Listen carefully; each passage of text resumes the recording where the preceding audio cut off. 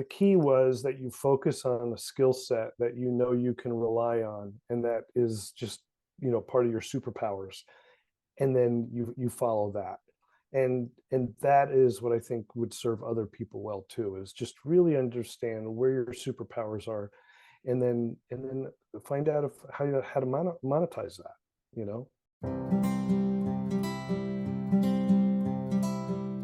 So, welcome everyone to this week's episode of the Enough Already podcast. This is the show for consultants and coaches who want to forge their own paths to success in their careers and their lives.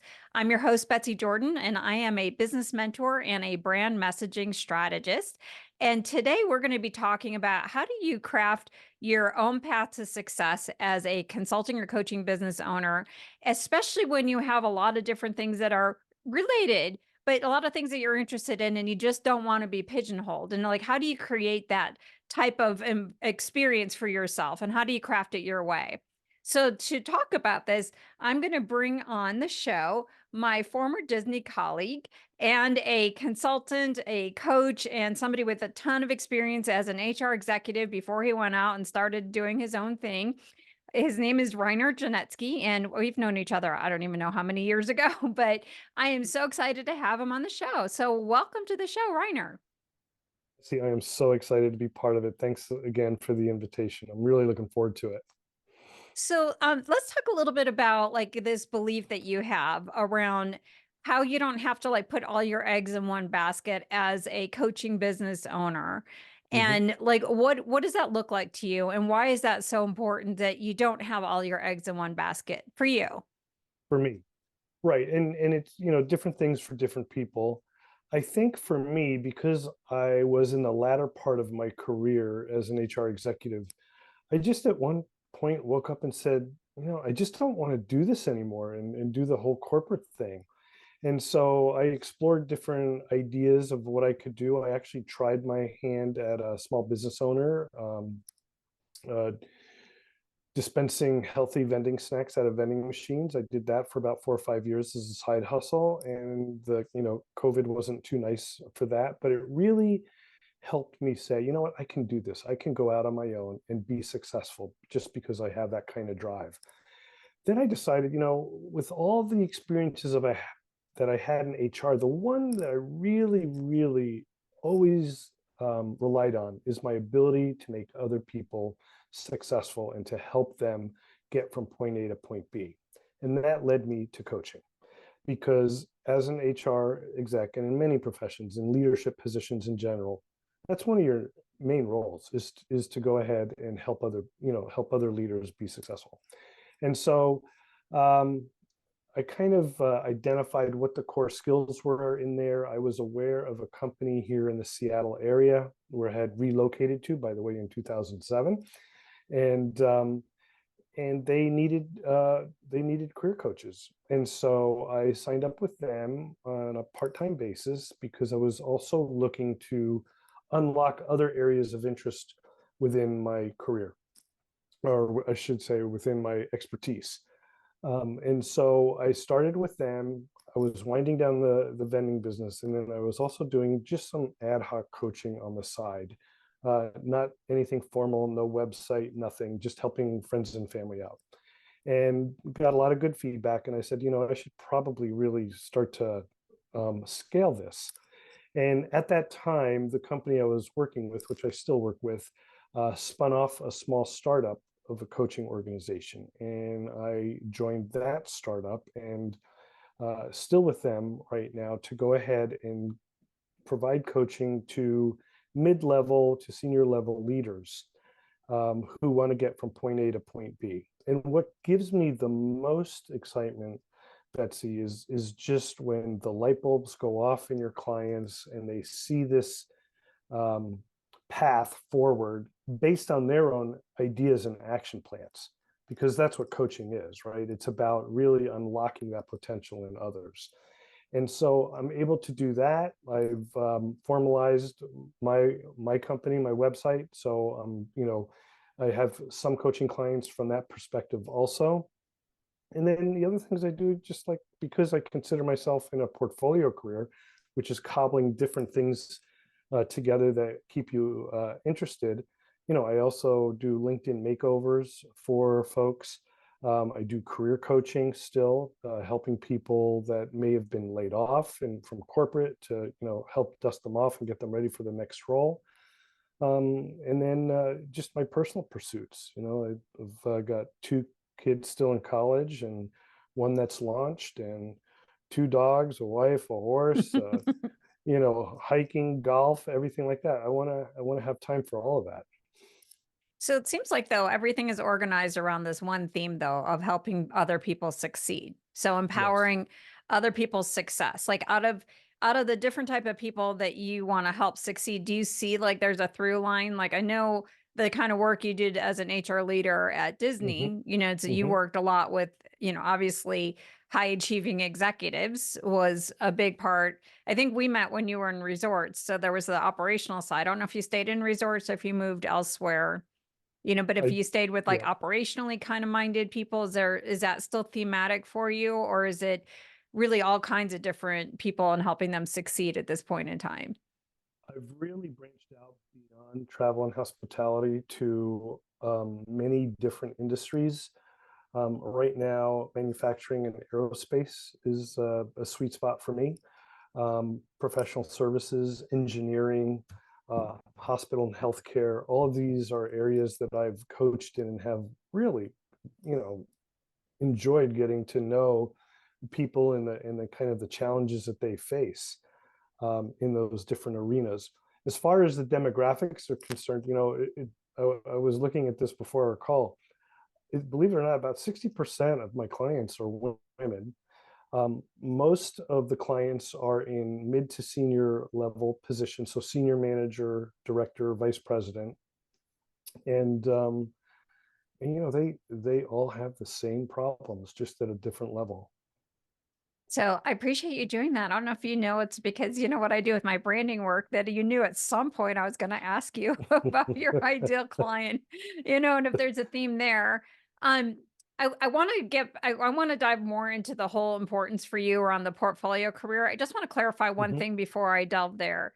Is Hmm. as you were describing your journey from being an HR executive into doing your own thing, it sounds like there was like you started your side hustle as the snack vending machine company Hmm. while you were still working. And it sounds like while you were doing the vending company, you did the side hustle around coaching. Is that accurate that there was like a little bit of a side hustle before you went into the full time? So actually, it was vending first and then coaching because I wanted to just do something completely different. Wanted to run my own P&L, run a business. So I wasn't really thinking about coaching immediately. It was only after about a year that I said, you know what, um, th- and to be perfectly transparent, the vending business, even though I was dispensing healthier snacks, what once I got into these locations, schools and warehouses and office buildings, the people wanted less healthy snacks, and that's not the way I envisioned the business. So Yes. I decided not to scale. And so therefore I said, I need to keep myself busy. What is it else that I can do? And so, reflecting back, it's the coaching that really did that. And so that's why I then signed up to go ahead and be a career coach. So but did you sign up to be a career coach while the other business? Because I'm wondering if that's Yes, part of like a yes. stepping stone for you. Because I think a lot of people feel like I have to just like make this big leap. And it feels like in both cases, you kind of stair stepped your way in. One is I'm going to go this way straight into entrepreneurship and then from entrepreneurship into coaching. But you didn't jump for you, like you didn't make like a full, like, I'm here, now I'm here. You kind of stair stepped it for yourself. That is absolutely correct. So it was because I wanted to investigate this whole portfolio career. And for your listeners that don't know, portfolio career is when you work in several different arenas to either get yourself whole or close to whole, depending on what you want to do. And in my case, where I'm, you know, um, probably considered semi-retired, I wanted to do a different types of things.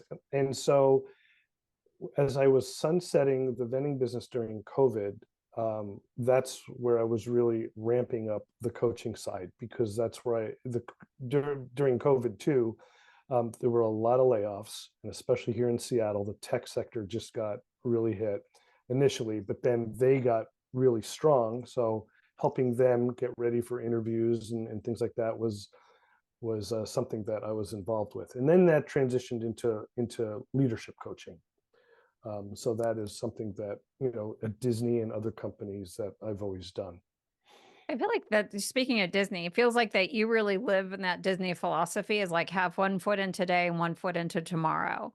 Like your pit, like wherever you're at, like if you're kind of yearning that there's something else that's there, you don't have to, you can start planning for that future while you're in where you're at.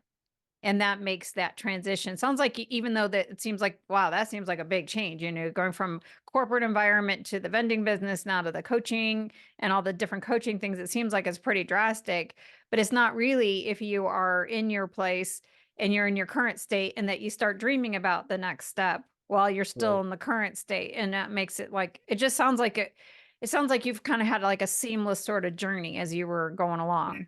Yeah, and that's accurate. It transitioned well, but the key was that you focus on a skill set that you can rely on, and that is just part of your superpowers, and then you follow that, and that is what I think would serve other people well too. Is just really understand where your superpowers are, and then find out how to monetize that. You know. So how did you discover what your superpowers were? Like there's a lot of different HR, like HR people may have the same function, but not everybody has the same skill set. So there must be something that you identify like, hey, this is what makes me unique as an HR executive that you are going to then carry forward and monetize. I would say the ability to listen and to offer a neutral perspective is a superpower that I've always had, and one that has served me well. And then it's just, I had to go through coach training to really formalize that, because I thought I knew it all, but boy, when I went through coaching school, I was like, oh Mm. my gosh. Yeah, it's So different. yeah, it's different. And so that's kind of the things that came to mind. Also, just being politically savvy, where Disney really came in handy. Not that Disney was highly political, but just working in such a big matrix It environment. was a highly political organization. Okay, wait, let's clarify. It wasn't a dysfunctionally political organization. Like it didn't have like Okay, mean politics. Like right, right. there wasn't the power struggle, but we had a ton of stakeholders that we had to satisfy and align in the Yep, roles that we had, especially when you were your startup in resorts. Like I was the OD consultant when you were in HR, and there was yep, a lot of stakeholders and just the resorts team just to get online. So, or yep. clarify, go on. That's a All superpower right. that you developed.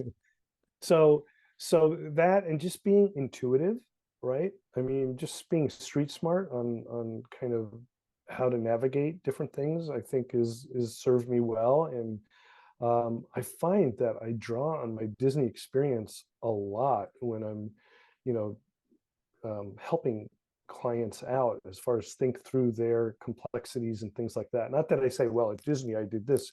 That's not what you do, but it's just like, oh, I had that experience, and here's kind of how that played out. So that has really been quite rewarding for me. It's almost like you validated that, like, this is the skill sets that I'm bringing, and I'm looking at my skill sets more from the transferable standpoint, which I'm sure you help people with as a career coach as well, but Mhm. seeing it more from a transferable. I will tell you, like, I just remember, because I work with a ton of the HR team, in my Mhm. role.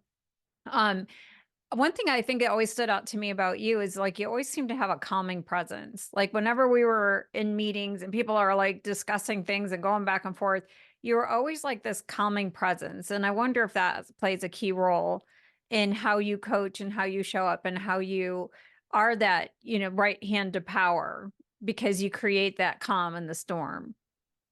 Well, thank you. One of the attributes of a coach is to be calm, not to amp up too high, not to amp up too or amp down. And so that's one of the things that, yeah, I do feel I have, is kind of that cool as a cucumber. That doesn't mean inside that sometimes I don't freak out, but externally you got your game face on, and you're there, you're present with the person. And I think that's the key, Betsy, is just being present listening, being mindful is really where it's at if you want to be a successful coach. So how do you keep yourself now, like being present? Like talk, like I think that that's an interesting way to segue back into what you're talking about with portfolio, because it seems like if you're like the impression, or maybe this is a misconception that I and others might have, is if you have a portfolio career, like you're Mhm. all over the place, like you're just, constantly, multitasking and like, switching your attention all the time. Do you feel that way? Like because you got so many different things that you're got going on at the same time? Not usually, but I could see where that could happen. If you stay kind of tight in your portfolio career to what your either your superpowers are or what's core to you, then it's pretty easy to flip the switch, because just like you have a meeting in, back-to-back meetings, they may be completely different topics, but you can toggle so easily between those two. And so an example for me is if I'm helping an executive, do a LinkedIn makeover, but then the next meeting right after that is going to be uh, leadership coaching. I have to take a couple of minutes just to go ahead and gather myself, review notes, do some deep breathing, and then make sure I'm completely present for that person in their leadership coaching journey. So it's like you create like breaks to keep yourself grounded. Like it just seems like then Yeah. staying present, staying grounded is a key part, and that helps you. So it sounds like to put together a portfolio on business or a career, through doing your own thing. It sounds Mhm. like step one is really getting clear on your transferable superpowers, Yep. and understand that there still is like some sort of through line of the kind of person that you really like to help, and then allowing the way that you help them to manifest in different types of like what I would call like maybe different offers or products and services that you can do. And if you're kind of switching back and forth between something that seems very different between like going from career coaching to um, leadership coaching, that you might just need to kind of like make sure that, as you go between meetings, like maybe just not do back to back, but it's like as you're doing it, you're staying present with where you're going. Is Yep. that accurate?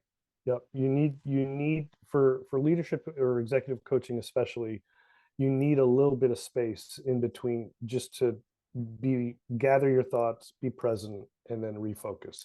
Whereas if I'm career coaching, and when I was doing a lot more of that through the company, you can go back to back because you're doing more consultative coaching. So you're being a little more prescriptive Mm-hmm. and it's a little bit more of a plug and play, right? It's like, okay, let's identify your brand. Let's go ahead and see where you are as far as your networking is concerned, your resume, your LinkedIn, interview prep, your target companies. I'm kind of going a little bit out of order, but you know kind of the milestones you got to hit. Whereas with coaching, I'm on the phone with somebody, or I should say Zoom, and I don't know what's going to hit me that day, right? They're Right. like, Reiner, I'm going to talk to you about this. And you're like, okay. And you've just got to be like in the game.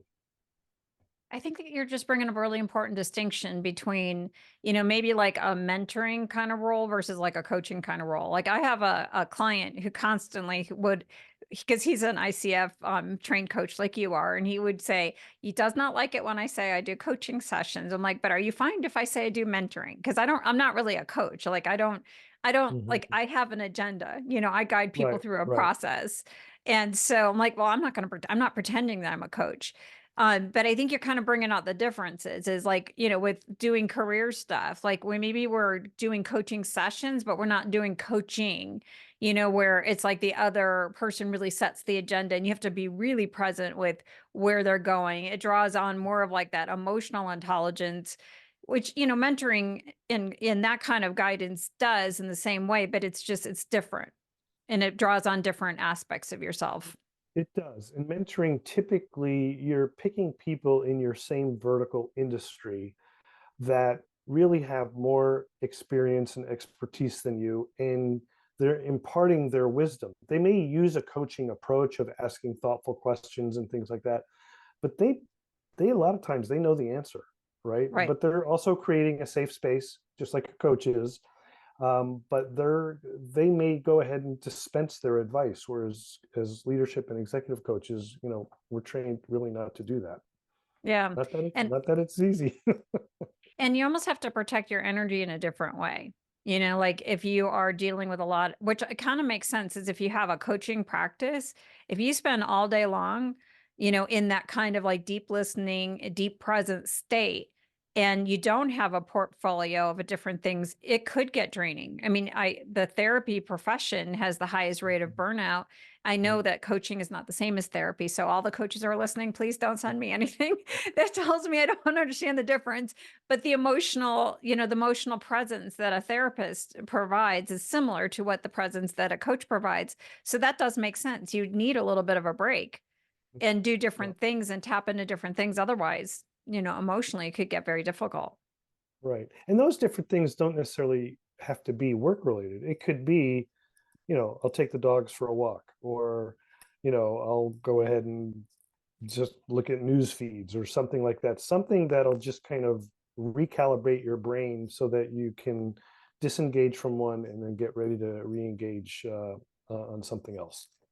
So do you see yourself staying in this portfolio type of thing, or do you think like at some point things are going to coalesce into like the Reiner brand and say, all right, kind of like, here's my favorite stuff, and this is really what I'm going to be all about? Or do you just kind of see like, I'm going to be, I'm multi-passionate. I have multiple different ways of how I want to show up.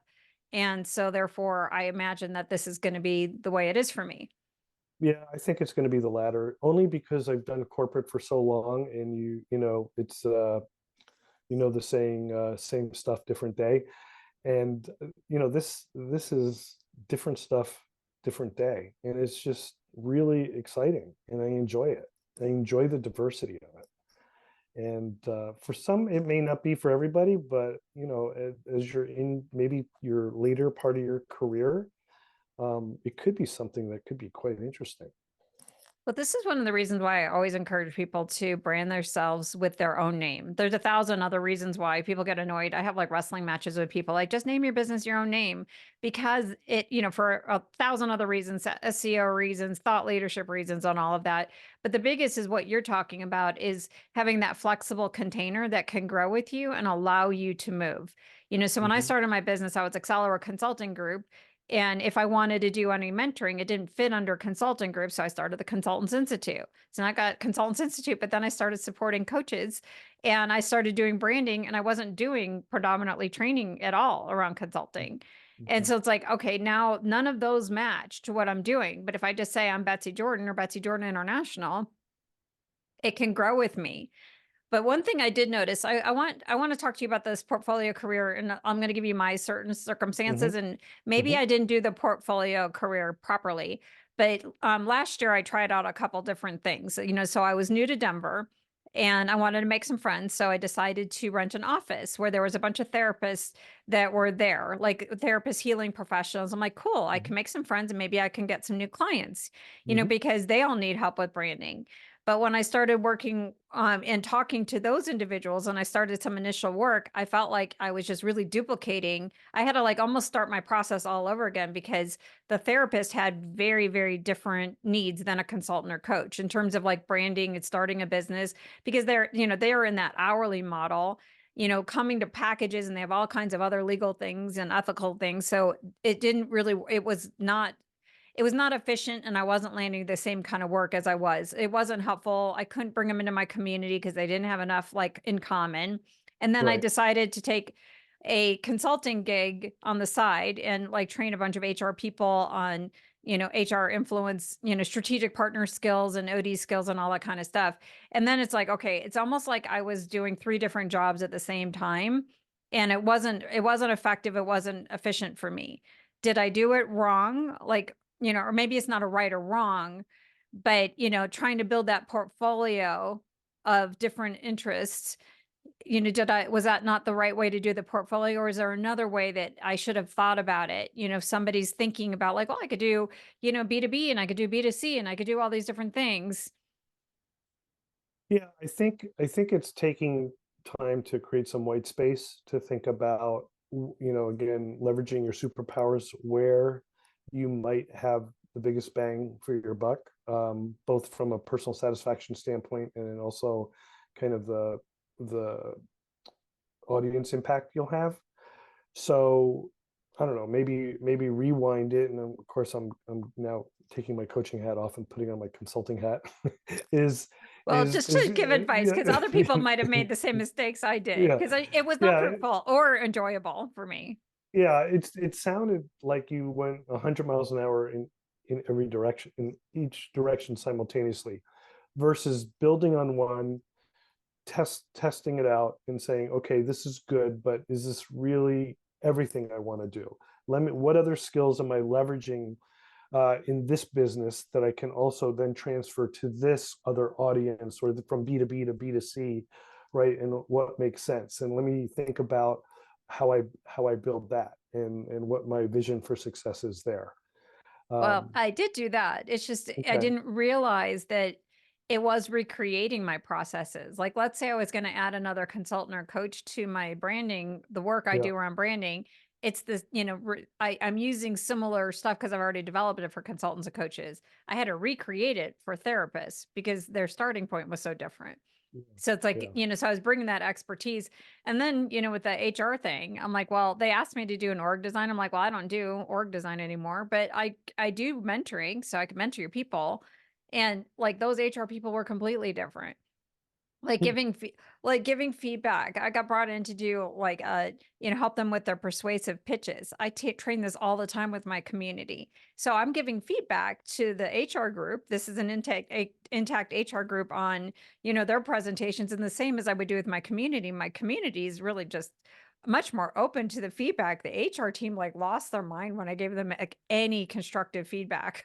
Like they were I was like, and I did the sandwich thing, like Yeah. positive, Yeah. positive, positive, but any bit of feedback, I'm like, oh, I forgot about the politics. I forgot about I forgot about they're all in front of their peers and this politics and everybody's posturing. I forgot about so many different things. So it kind Yeah. of did some of that, but I wonder if it's just, or maybe I'm just not the person who's going to do the portfolio career. Well, I think you're doing pretty good what you're doing right now, Betsy. And if you think about it, just the different services you offer, you're kind of, flirting a little bit with a portfolio, because it's not all one, single swim lane to Right. a degree, right? So I think it's just when you mentally pivot to do your mastermind class and things like that, it's like, okay, I'm wearing a different hat, different skill set. I'm still Betsy Jordyn, Yeah. the org, but this is who's showing up for this. It is different. It is different. So for me, showing up as a career coach versus showing up as a leadership coach versus showing up as maybe a LinkedIn advisor to the C-suite. Yeah, I'm mentally going through wearing a different hat. All right, I get I get it now. Okay, so now here's the answer to the question around the portfolio career. So what you're calling a portfolio career, I would simply say is have a flexible business with multiple products and services, but serve the same audience. So if I'm serving consultants and coaches, I do a ton of things. I do the brand messaging, I do visual branding, website Mm-hmm. copy, website design. Like I have a whole portfolio of products and services that I offer my clients all within this one banner. Yeah, Where it was not working is trying to serve multiple audiences all at the same time that are very, very different.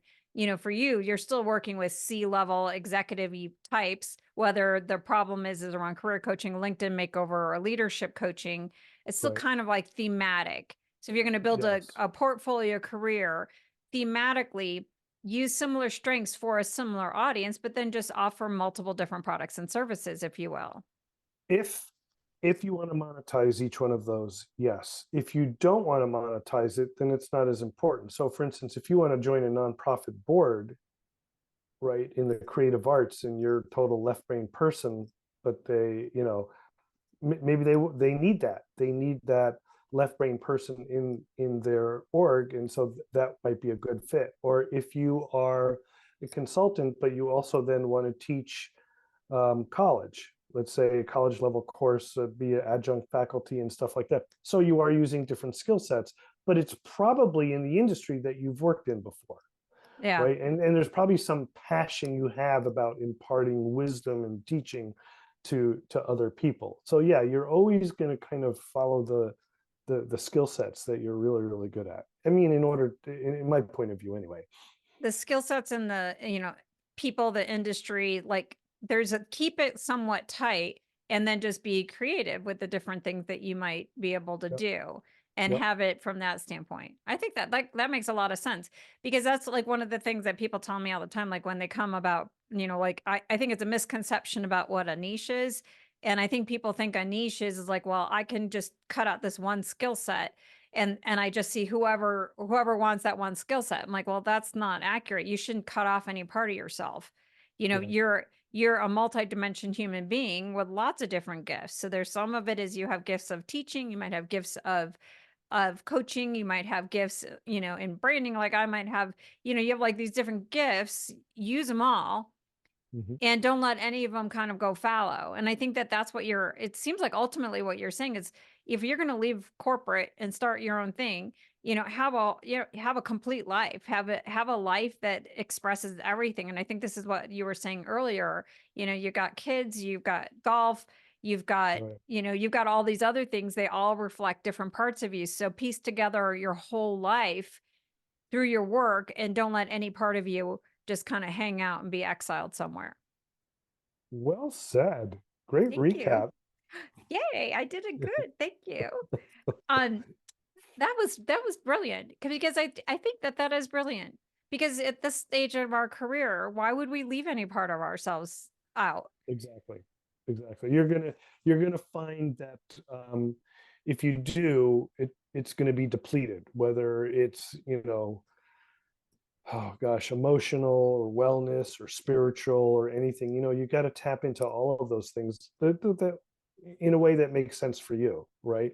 And so just taking stock of that, doing an inventory and then thinking about, what have I always been told that I'm really, really good at? Even if I don't think it's a superpower, people just say, gosh, I just marvel at how you do that. Well, guess what? That's a superpower, and that might be something that you can leverage moving forward. If not for just for fun, then maybe for monetization. But I do feel like that there is something that when people will comment, like the fact that I don't know if other people commented on the same thing, but like the comment that I made about you is like one thing I always noticed about you, everything I remember from all those years ago, is like he was always calm. He was always calm. Like, so when you say like, oh, my superpower is listening, I'm like, well, that makes sense to me. Mhm. Energetically, I sensed it, back at what, 1999, 2000, when we worked, first we're working together when we were really young, in our careers. But it's like, that still seems true. And you still have Yeah, that same presence about you. So when I saw on LinkedIn, like, which is why we're here, is like, I saw on right. LinkedIn, it's like, oh, he started coaching practice. That makes sense. That Yeah, wasn't like, head scratcher. How did he go there? Like yeah, that makes perfect exactly. sense. It's in alignment with who you've been. But I love where we're getting to with this is build a life that's in a container that's big enough for all of you to show up and all of the Mhm. different parts of you to have expression. Otherwise, you won't be happy. And what's the point of leaving your corporate career if all of that is not going to be able to be present? Exactly. You could just stay in Exactly. corporate, make money. You might not hit self-actualization, but you can make money Very true. and have Yep. confidence and, status. Yeah. Yeah. So, before we wrap up though, Hmm. I do have, I would love to talk a little bit about your journey though, from, Okay. being an executive, having all of the perks that go along with it, the status, being in Hmm. Fortune 100 company and the journey into entrepreneurship. There's going to be a lot of people who are listening in who are kind of at that cusp Hmm. with can I really leave this safety security and do my own thing? So from your perspective as both a career coach, as Hmm. somebody who has um who is that executive coach and that guide from that standpoint and from your own personal journey, can you please speak to that, the fear, all the concerns that people might have who really want to go make this leap, but they have all of these fears, all of these concerns? How would you coach them through Right. that? So one of the things that I would ask them to consider, first of all, is do they have the support of their family? in making this leap, right? That's number one. Number two, can they? Before you jump off of that, what does Yep, the yep, support of the family look like? Like, are you talking about like a significant other saying, yes, we can do this. I believe in you, or what's the support you're talking yes. about? It's yes, I believe in you. The part two to that is, and we financially can weather some valleys that might be, because if you're ramping up a business, as you know, you just, unless you're buying a business with a P&L, you're not making money day one, right? And so you have to think about that. So do you have the support of your family, your spouse, the kids? You may be working more than you've worked in the past, but you're doing something you really like. And then just really identifying kind of, is there a market for what it is that you want to sell or what you want to service? And so it requires some research, right? There's companies out there that do it. There's consultants like you that can obviously help people identify what those niche markets are, and they should absolutely take advantage of that. But it's doing your homework before you just make the leap, and then doing some introspection, like, can I weather some of the storms that are going to be coming? Talking to other people that have actually done it. If you had to do it over again, what would you do differently? Mm. Getting data. And I always tell people, even when they're going for a new job, before you just start posting for a job, gather intel on that company, find out what it's like to work there, find out if it's going to really fill your bucket. And it's the same thing if you're going to go into some kind of an entrepreneurial or different direction. It's just spend a little time doing research, but don't go into analysis paralysis. At some point, if you're an executive, you're taught to just pull the trigger and make a decision based on what you have, and So, then just go for but what it. if somebody says, but there's so many coaches out there, like, okay, I want to follow in your footsteps. I want to help. I want to become an executive coach. Like, I feel that, but there's so many of them, or I want to be a consultant. It's like, how in the world would I get into the C-suite? Nobody's going to listen to me. I've got, like, just speak to like some of that, like imposter syndrome and that fear of like, okay, there's so many of us. Why does the world need me? Right. First thing is, you have to have that self advocacy mindset. You have to be able to be your own best self promoter. That's first and foremost. If you can't do that, then it is going to be a tough road, right? Secondly, it's again talking to people that are successful, finding out what their journey was, where did they get their training, is that something that I'm able and willing to do, and what happens when I leave, what am I walking away with besides the credential? Do I have the business sense to go ahead and kick this thing off? So people that are looking to make a transition, I think they would benefit from a coach or a consultant to help guide them, to be their thought partner in a safe space.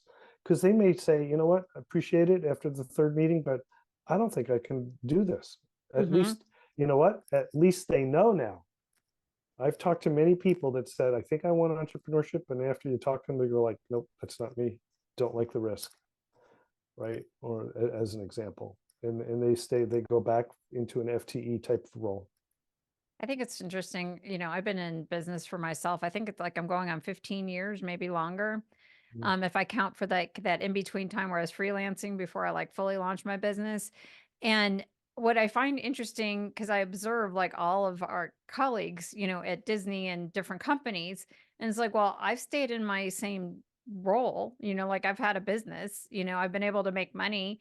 Sure, there's some years were better than others, and Mhm. there was Mhm. some up and down, but I never got laid off. When COVID happened, I just continued business as usual. COVID had, from a business standpoint, you know, COVID had no impact except for actually my business went up because lots of people wanted to start businesses. So, I mean, I feel bad for it. I'm not like, I don't want to be insensitive to the Yeah. world.